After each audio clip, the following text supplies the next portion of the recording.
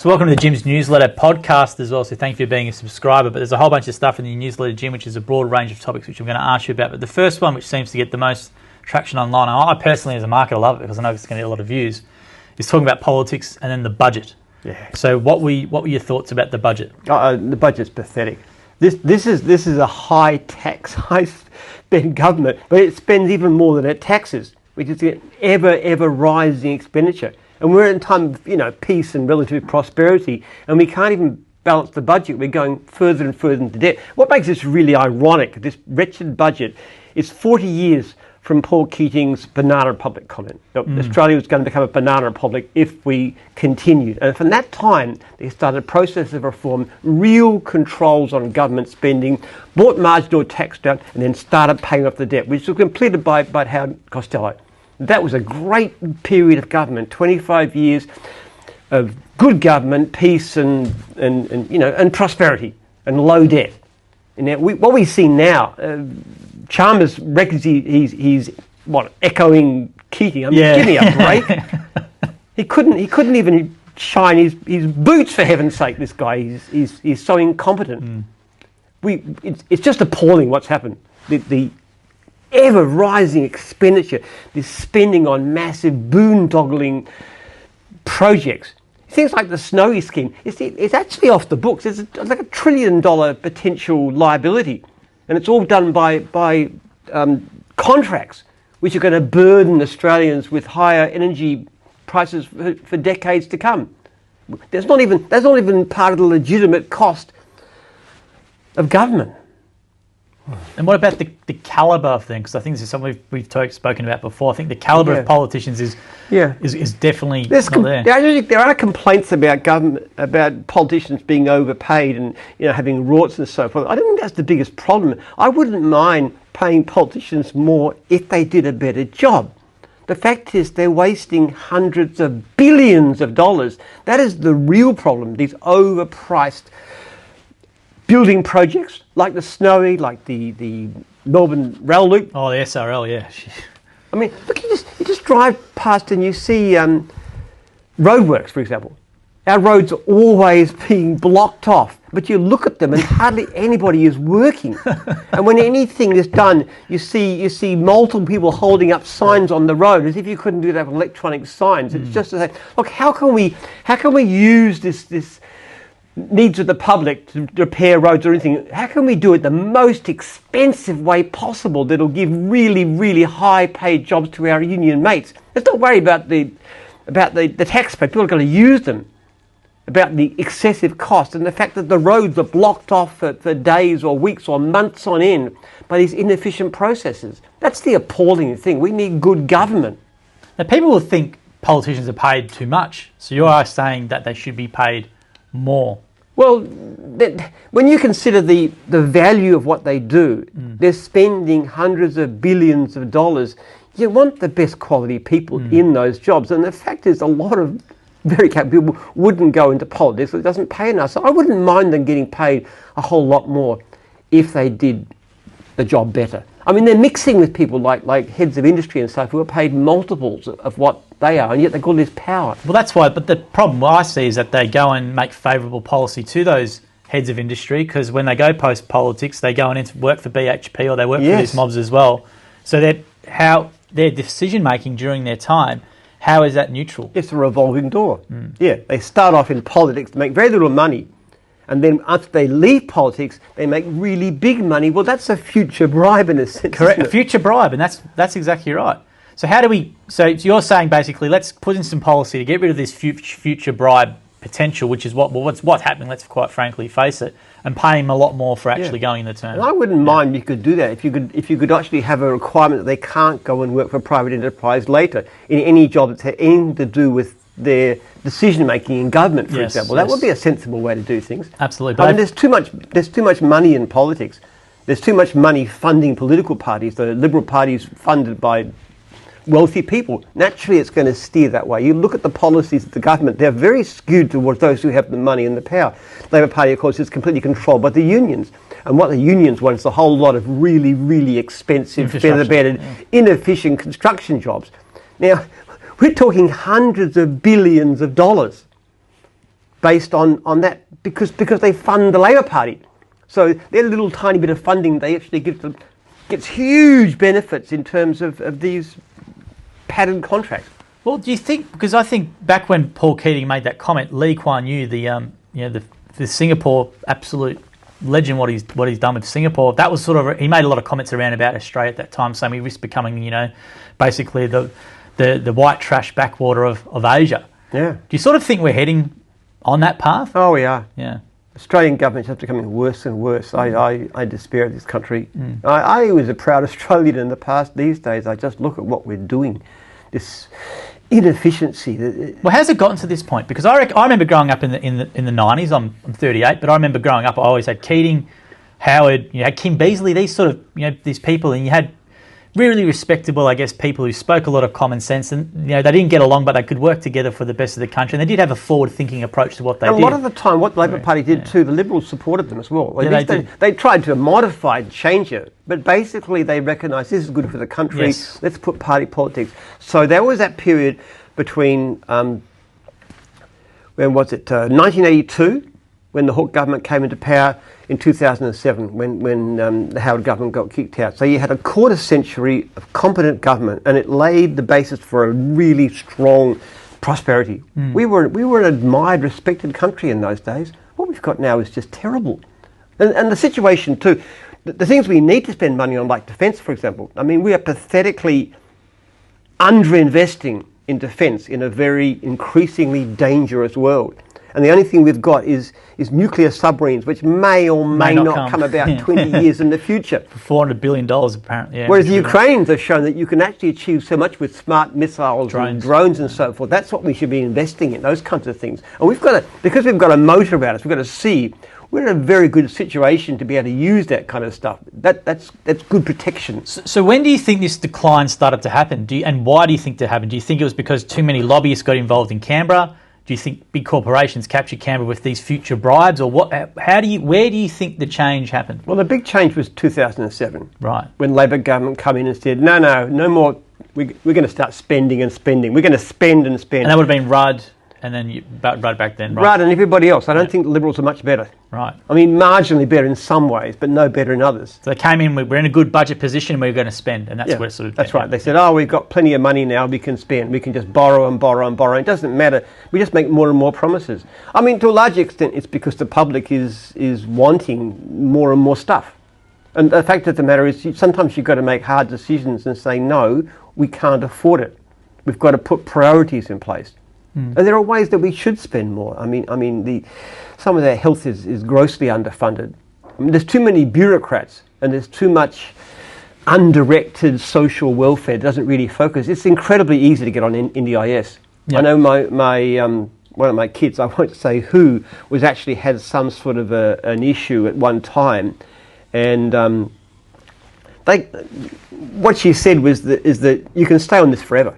Once you get on it, there's nothing to stop you staying on it forever. Now, she got off it. She's now doing incredibly well, making good income and stuff, and everything's going fantastically. But it wasn't because of the social welfare system. They actually kept her there. Well, I think when the NDIS come out, like for serious issues like people in wheelchairs and quadriplegics and people with serious conditions, like everyone's like, yeah, that's what it's there for, right? And then, as you said, it's just been extended, and now you've got criminals involved with this thing as well. Yeah. And it seems to be that anything the government's sort of running as a scheme or involved in tobacco, NDIS, it now seems to be criminal enterprises getting involved. That's right. Yeah. And mental health is sort of an endlessly open area. It is. I mean, if somebody's in a wheelchair or they're blind, it's pretty obvious they're going to have some issues with living.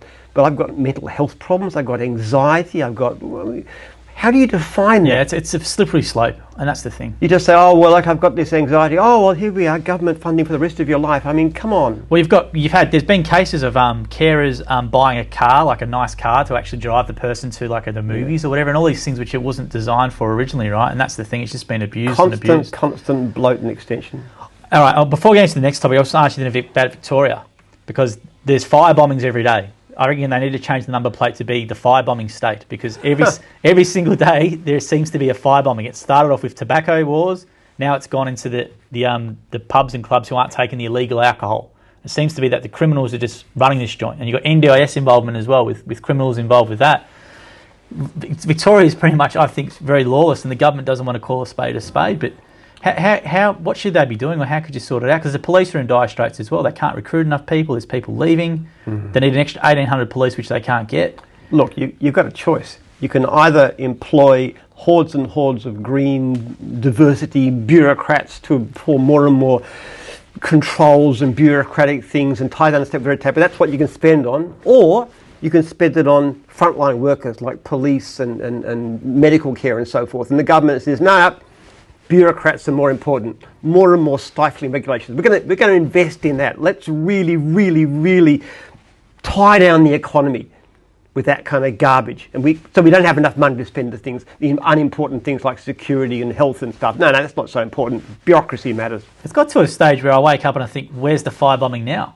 Like, you think every single day, it's embarrassing, I think, for Victoria as our brand in Australia and the world, that every single day a shop is getting set on fire and there's nothing that can be done. Victoria has traditionally a very, very good police force. It's one of our great strengths. It always has been. Even in Australian terms, comparatively speaking, Victoria Police has a reputation of being good in every relationship I've ever had with them in every way. They're respectful, they're competent, they're professionals. We need to give them more support and more help, and they could do a lot more. And they're not getting in that, and that's the problem, right? And it just thinks... Wrong priorities.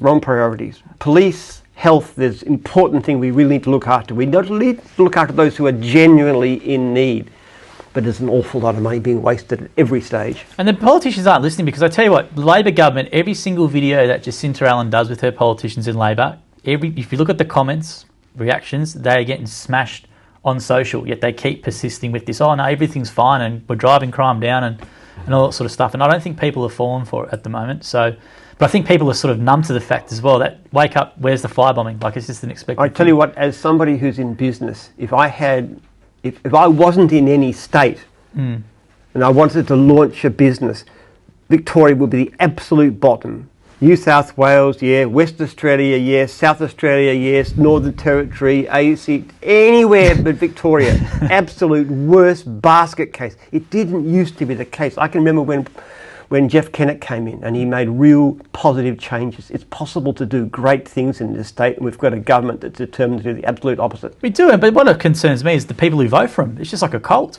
Yeah. They're these sycophants who cannot objectively look at outside of it. Everything Labor has done has been fantastic, or everything they do is good. And I just find it crazy how they've been able to brainwash a large percentage of the population, mainly in a city, in Melbourne. And that's the cultural elite that rules us. The people who are so good to the best of us. It's just awful what's happened. And the Australian film industry is a perfect example too. Back in the 70s, we had the Australian film renaissance. And it was brilliant. You had Picnic at Hanging Rock. You had a lot of great films coming out, hearing your own voices. I loved that. It was so exciting. And then the government said, okay, let's not have tax subsidies. Let's just give it control to these woke lefties. Yeah. And now you go on Netflix and you say, Australian, no. Yeah, American, yeah, okay. British, good. Mexican, yeah. Chilean, Australian, absolutely not. Left-wing garbage, it's all woke, it's all Aboriginals, it's all gays, it's all evil white racists. Oh my goodness. Mate, we're the white male. We're the worst people in the world now. This tiny self-satisfied, self-righteous elite are just controlling everything. And I don't even understand. The ABC is pathetic. Well, I'd love to see the ABC go to a subscription model. Yeah. That would be funny. Look, ABC, okay? There's nothing in principle wrong with your woke lefties, that 5-10% having their own media outlet. I don't object to it. I just object to asking us to pay for it.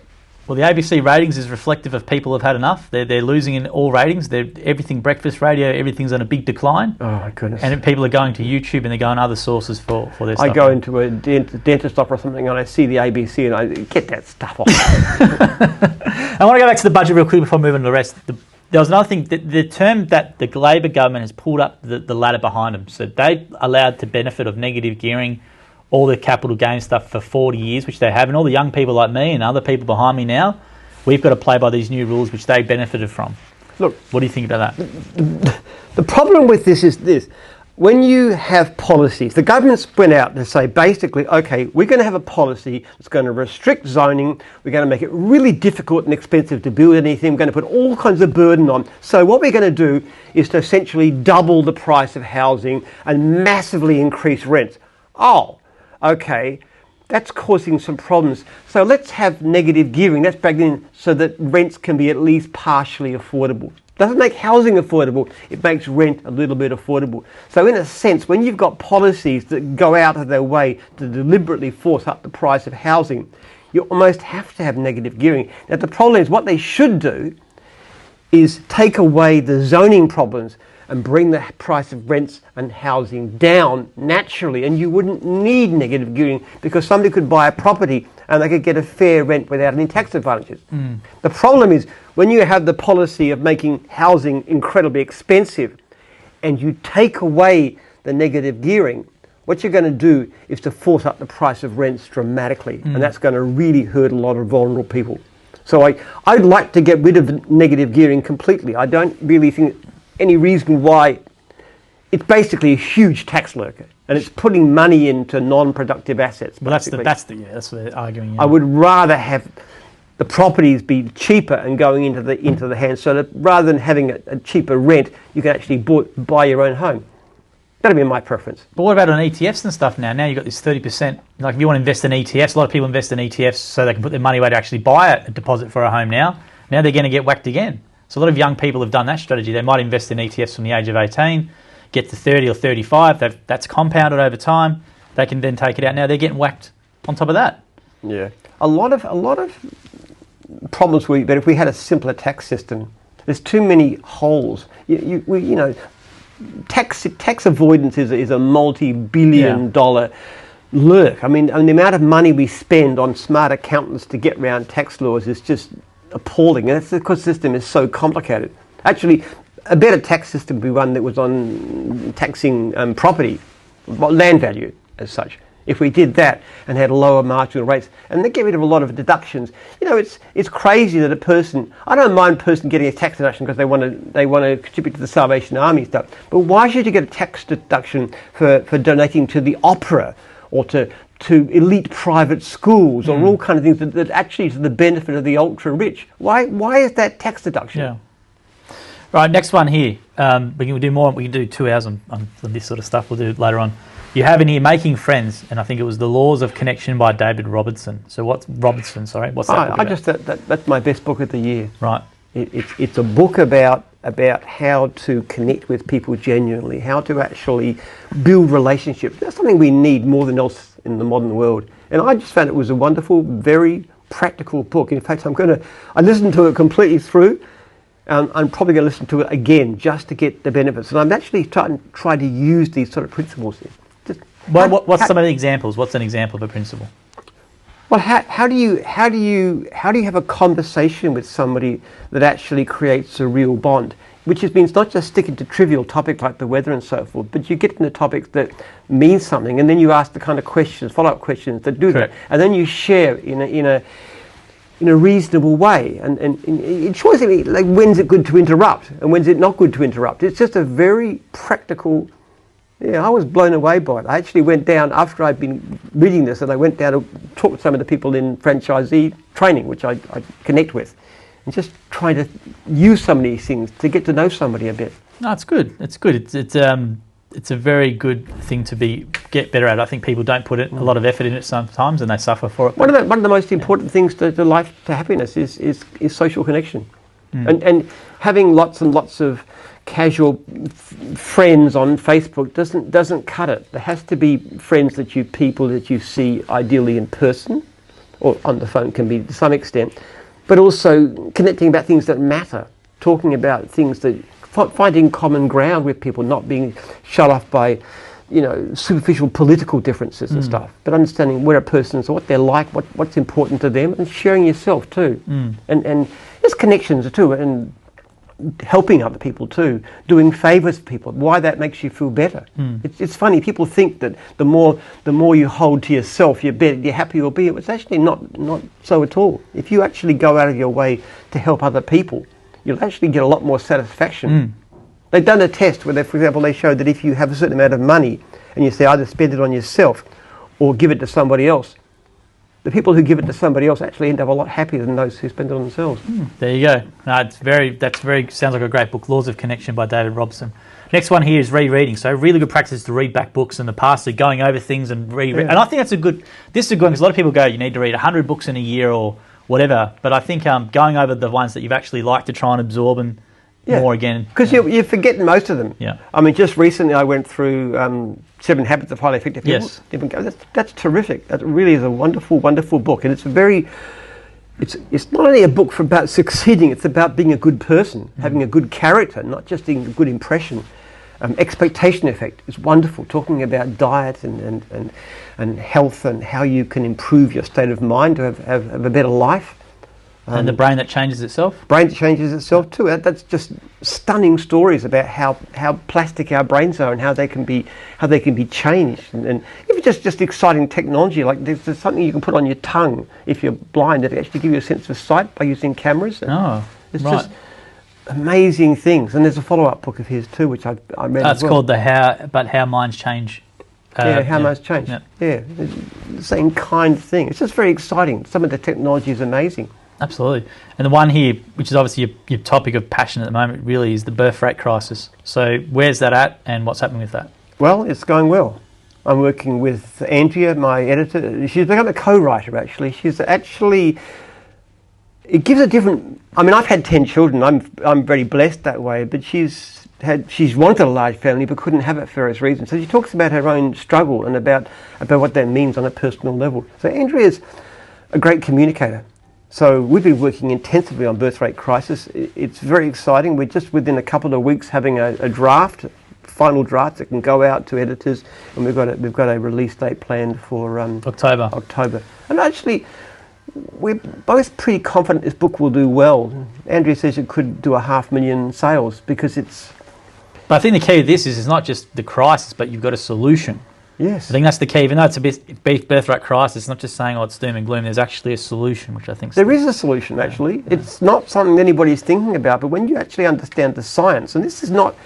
The science I'm talking is nothing radical. It's just basic to do with the way dopamine works and so forth. And you can look it up. It's widespread. It's just applying it to the birth rate crisis the way we've done it is the difference. But yes, there's a real solution, and it's not even out of the question. In fact, I think we'll solve it. I think we will solve it. Once we understand what to do, it's not going to be as difficult as all that. I'm looking forward to it. I think it's going to be quite topical. Hopefully we can get you in some of the big American podcasts which are talking about it at the moment. I think the difference is, though, all of them talk about how doom and gloom it is. No one really proposes a solution. They all have these sort of... They always say economics and these sorts of things, which your solution is different. So I think it's going to be... a really good one. Money doesn't work. I can see on Today's Show with this one, actually, so I'm looking forward to that, hoping it's some Australian media too. Yeah, I hate travel like anything, but anything remote's no problem. Yeah, but if it's necessary, I'll even travel overseas to promote this book. Well, the one thing I'll tell you what, if you ever got the biggest podcast in the world is the Joe Rogan Experience. Now that's the one. If we ever got that, I don't know how. That would be the biggest thing we could ever do in the marketing for that. So that'd be great. Next one up is Jimbo. Now, Jimbo was obviously, we put a video out about releasing Jimbo. And look, you've been saying it for a while and asked Jimbo about what's going to happen and what the plans are, but we did put it out there, and an email went to every franchisee with the video. And I think based on the views, around half the franchisee group watched it based on the number of videos. And there's obviously a heap of comments. And what we did the other day, for those who don't know, Jim went through every single bit of comment and responded to him with Safi, who's the head of the product. And I think for transparency, it's great. Obviously, there's a lot of comments there, which there was some objections. There was a few objections. To put it mildly, there was some objections. People felt it by making it compulsory. Well, actually not. Yeah. What's happening is that the only people that it's going to be compulsory for are those who've got severe problems with customer service. Right. So that's the key. So if you're good with customer service, you don't have to use it. Yeah. Right. But Jimbo's got things in it. For example, if a franchisee doesn't return a phone call or at least a text within 2 hours a client calls, that sends an alarm. It's not a complaint, but the franchisee gets to know and then can follow and remind them. We're going to be setting up systems so if they set a job to be there at a certain time interval and they don't turn up, a warning comes back, and that gives us an opportunity to coach them and to really help them. And all these things to do with the way that surveys are done. We can make them more accurate so they can define what franchisees done. So basically, I believe it's got the potential to halve our level of complaints overall. And that's why that's ultimately why you're so passionate about it, is that reason Because alone. there's a small minority of franchisees who are badly letting the clients down. And I see that every day when I go through the complaints and I see I'll never use gyms again, I'll never use gyms again. I see that again and again. And it's heartbreaking. It's because somebody let them down. And Jimbo is really useful. So if a franchisee, one of that small minority, we're only talking about probably 5% of franchisees, they need to use it. If they want to take leads, you've got to use it, because we cannot have you blackening our name, because that hurts everybody else. Because if one person goes out who does a bad job of, say, pest control, okay, that means the client's not going to use them for mowing or cleaning or dog wash or antennas or anything else, 50 other divisions. Now that's a real shame, because all those franchisees are being hurt. Well, it's embarrassing, because I remember I go out sometimes and they find out where I work and they instantly probably use the gyms, or they might say, I used the gyms guy and he was no good. Yeah. And when I hear that, it really annoys me. And I think... And most of the complaints aren't quality of work, they're to do with communication. That's what Jimbo's going to be good at. Yeah. We're going to really be able to crack down. If we can halve the level of complaints, which is my sort of aim, then I think we'll see our income, our leads soar. Yeah, and that's why you're so passionate about it. That's what franchisees got to remember. It's not about, we're not trying to look at your figures, or no one cares. We don't honestly care about that. We care about the service level and getting that complaint ratio down to as much as we close can to zero. Because I think since 2025 we've had 1.1 million new leads. We don't actually. Yeah, we don't care whether they actually use the accounting package. Now, surely there will be a package that will mean that instead of paying $75 a month to the zero, it's $70. It'll cost you nothing. Yeah. So $1,000 a year, nothing. But if you want to spend $1,000 a year, be my guest. We're not concerned about that. It's the scheduling thing that's important. Yeah. So, because I think since the start of 2025, there's been 1.1 million new leads to gyms. Out of that, how many? What's the complaint ratio in gyms? Is it less than 1%, or is it around 1%? No, it's less than 1%. Less than 1%. Yeah. And you reckon you could get this to probably 0.5%, even lower? Lower. Yeah. Right. I think we can get rid of at least half of their complaints with the right sort of systems in place. And now, what complaint level would you consider someone having to get on Jimbo? Like, what is it, like a 4.6, or is it a certain amount of complaints in a period? Or basically, there's a warning letter sent out if they get 4 complaints, at least 4% of total leads within a 6-month period. And that would be the trigger. That's the trigger. Right. Now, franchisors can object to that. The reasons they say, oh, well, there's causes for this and this and this. And we can delete complaints if they're shown to be completely unfair, or if they satisfy the client in the end. So we do delete quite a few. But basically, you get that sort of level of poor customer service. Now, what that means in a practice, and I know that sounds that means you can look after 90% of your clients well and 10% badly, you're in trouble. You really have to look after all of your clients properly. Now, you can make an occasional mistake, okay, but generally speaking, we don't want any excuse to say, no, I just didn't feel like bringing that client back, or I forgot about it. No, don't do that. Get to the habit of doing it properly. And I was going to, so basically, just to be clear for franchisees, if you've got a big setup with whatever you're using as a software, you give 5-star service, and you want to stay with what you're doing, we hope you go to Jimbo, but if you want to stay with what you're doing, you can. The only difference it will be for those on more recent contracts, the technology fee. Yeah, on the more recent ones, but if you're an older existing contract, no. The technology fee will rise a bit, but the fact is the matter, technology fee doesn't even cover FMS, the basic support of the system. We're rewriting our entire system, which we have to because of changing, to improve it, but also because of changing technology. It's costing us millions of dollars. Technology fee doesn't even cover that as it is. So Jimbo's just an additional extra. But I reckon it's going to make a difference. Marketplace is going to be big. Marketplace is good. I've seen that. I think that'll be good. I know some franchises are really looking forward to that. You start building a big run and you're making good money, but now you're starting to get busy knocking back work. Okay, rather than knocking back work, sell off some of your most outlying clients and take more in time. And that, wipe up a couple of months' fees. And then do it again.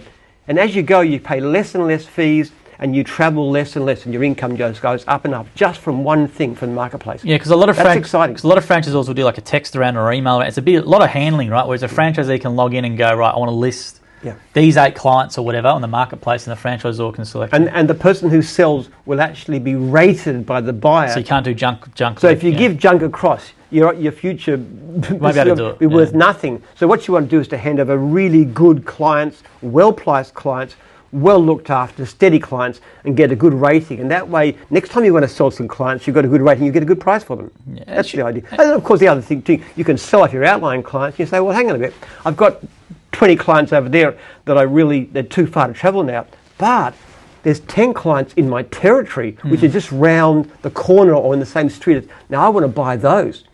And it's the same principle. You look at them and you say, okay, it's got a good rating, pay for that, bang. So you actually kind of swap. Yeah, you're swapping clients a lot easier than probably what gets done with Facebook groups and WhatsApp and all that sort of stuff. And we handle the money, so it's easy. So you don't pay for a job. You actually have 45 days to check out. So there's a 45-day period still, just like when you buy a business, there's a 45-day checkout period. If the jobs don't come through, then you say, this is the reason. If it wasn't your fault, you don't pay for it. Right, and then the money get released. So that's a really good reason to use Jimbos because you get access to that. You won't have access to that if you don't use Jimbo, right? Yeah, and the other really good thing about it is the ability very shortly to be able to have jobs booked straight into your diary. Right. One of the biggest problems we have more and more is that clients don't answer phones. So you get a message, you're going to bring you back in 2 hours. They ring and they text and they can't get through. That happens again and again, more and more. Okay, now we're going to have an option very shortly where you can simply have the option of saying, okay, book them in. I've got a half hour spare today. I'm going to be in this kind of area. The system looks it up and says, okay, there's spare time. You're not too far away. Bang, tells the client, afternoon between 2 and 4 be fine. So instead of having a message to ring a client, you've actually got an appointment. And to a certain extent, in some situations, you can even book in a job. Yeah. So like for a driving school, for example, somebody rings up and says, I'd like a lesson done. And they look it up and say, okay, well, we've got a slot tomorrow morning between 8 and 10. Would that suit you? So they've actually got a job booked, not just a lead, a job. Yeah, so what would happen? Yeah, so for those who are wondering, like you go online, you book, and then it'll allocate it to the franchisee, pull it up their schedule from Jimbo, then present it to the customer and say, Bill's got 7 and 9 and 1 and 2 where he can come and do an on-site quote or whatever, and you can go book it in. Yeah. Or even when the job's actually priced, which is in some divisions, like say car detailing, you have set pricing. Can actually book in the job. Yeah. So that's a good one. Yeah. So set pricing, actually they'll be the job booking, and then for other divisions who need to do on-site quote, it'll be on-site quote booking. So if we can, for example, improve our conversion rate by say 20%, that means franchisees get a whole lot more. It locks them into business, more money for the same number of leads. Absolutely. No, it's exciting. Then the other one here you had was AI, about your concern for potential harm of security systems, development of germ warfare, and the potential extinction of humanity. Yeah. Nice. Well, it's it's exciting. I love AI. I'm using it a lot in my research, in my books. It's fantastic. I just started using it, and it's exciting.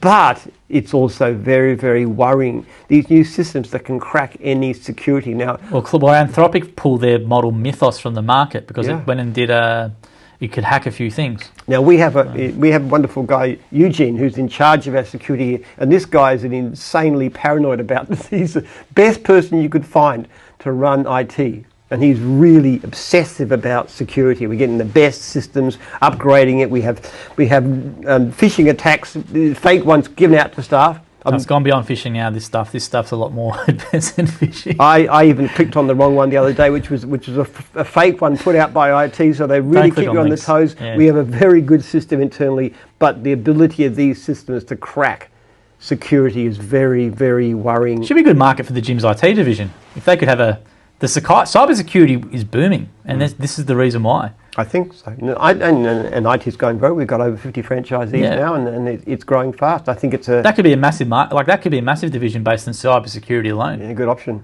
Yeah, for small businesses. Look, there's a worry though. Yeah. I mean, the ability of AI to teach people how to make, biological warfare, which I think is a very significant threat.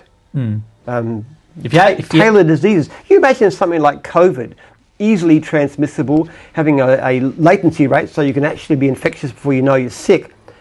Imagine 20% or 30% mortality. What would that do to a society? I mean, COVID was like 1%, and the average person who died was above the average age of the life expectancy of the population. It was a very small minority of vulnerable people who were affected. Imagine it, 20%. That would be shocking. It'd be like Spanish flu all over again. If you're a betting man, do you think it's going to wipe us out or get us on the improve the earth or improve humanity. I have to be optimistic and say we'll survive it. Yeah.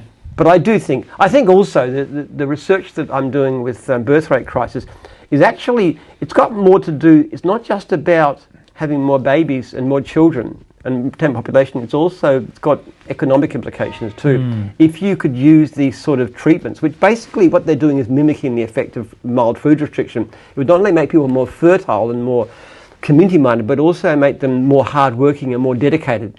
So I think we can actually improve productivity, the calibre of the human race overall, of all groups in society, and decrease economic inequality. For example, people like Aboriginals, for example, who are disadvantaged. I believe it's an epigenetic change, and if they could be given access to treatments, that would actually help them to become far more successful. And so we'll say that you're going to think it's going to be not going to wipe us out, but hopefully... I hope it won't. Hope it won't. It's interesting. I listen to a lot of AI podcasts with people and guys who are involved in DeepMind, and these are really, really smart people, and it's still a split camp. You've still got people who think it's going to wipe us out, then you have other ones who are really involved in it who think it's not going to do the opposite. So it's still I think it's a 50-50 argument. I don't think it's 10% and 90%. I think it's a 50-50 argument. I think if I had the choice, I would say let's stop it completely, but you can't. You can't, and that's right, because other nations because the danger it. is so extreme. There's massive benefits, and there's such great danger too. Absolutely. So we'll leave that there. Thank you very much for your time today, Jim. If you like that, make sure you subscribe to the channel, and obviously Jim's Substack where you're getting this. Leave us some comments or questions for Jim, and we can answer them.